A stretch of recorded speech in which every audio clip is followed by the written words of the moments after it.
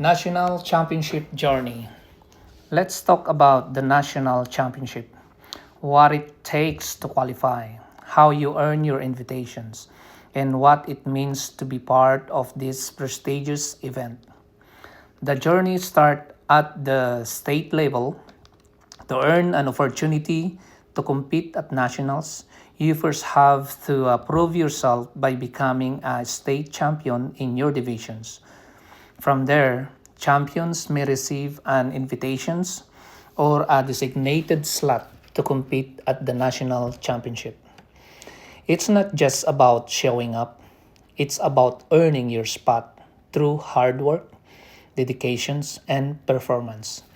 So, if competing at national is your goal, start at the state level. Compete in your divisions, give it your all, and work your way to the top. Earn your spot, represent your state, compete at nationals.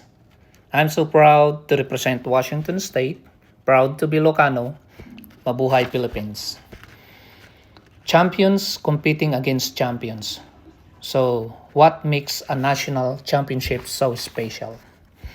At nationals, you're not just competing against anyone. You're competing against champions.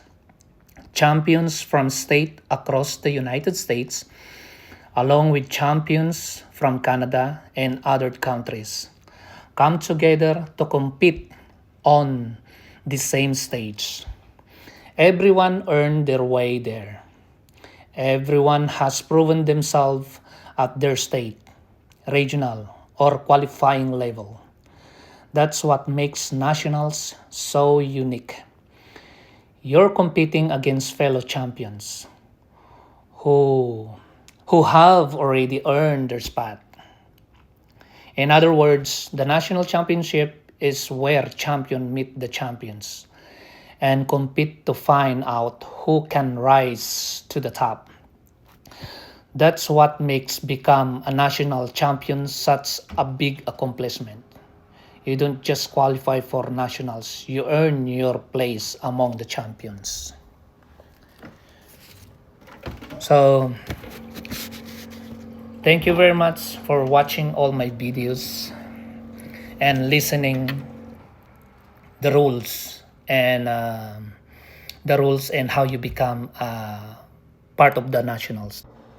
Thank you and have a wonderful day to everyone.